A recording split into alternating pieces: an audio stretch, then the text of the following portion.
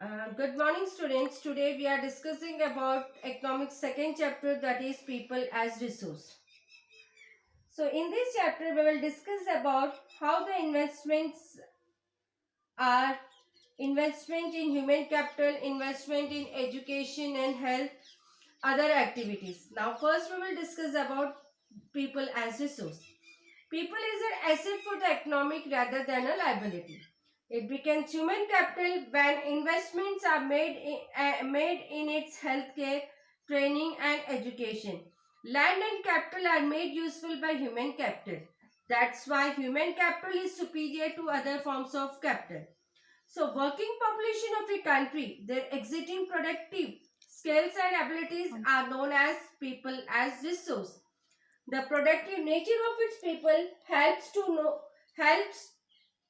to develop the GNP. The full form of GNP, it is nothing but what? Gross national product of a country through its abilities. So it is also known as human resource.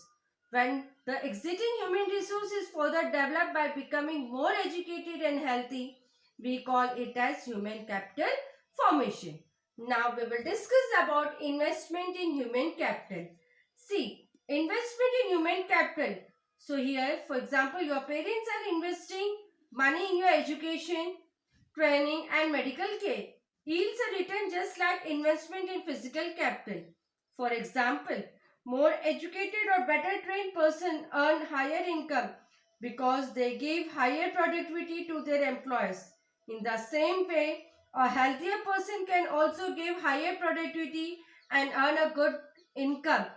Population can be turned into a productive asset by spending resources on education and health for all, giving training to industrial and agricultural workers for using modern technology, providing useful scientific research and so on.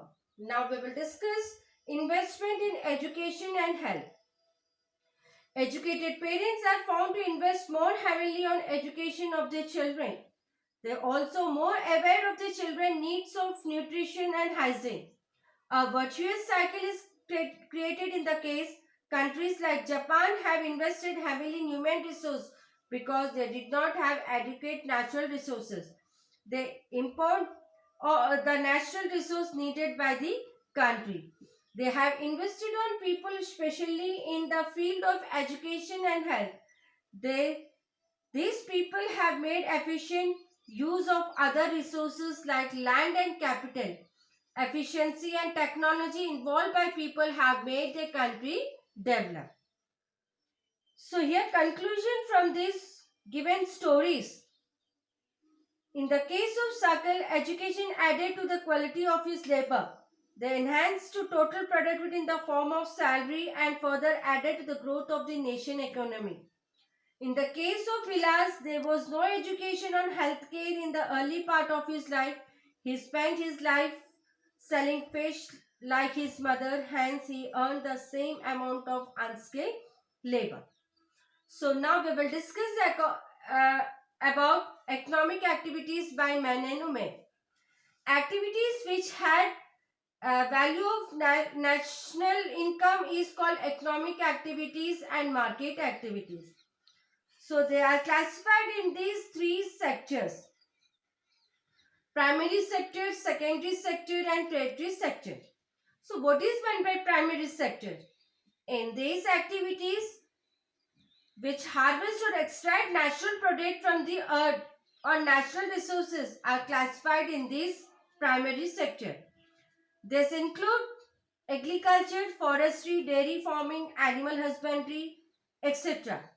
Now secondary sector. So here using products resulting from activities in the primary sector for manufacturing of finished goods are classified in this category.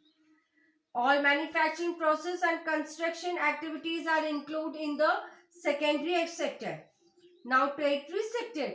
All activities which support the primary and secondary sector are classified in this category. This include trade, transportation, communication, sales and services, education, health, etc. Now economic activities has two parts.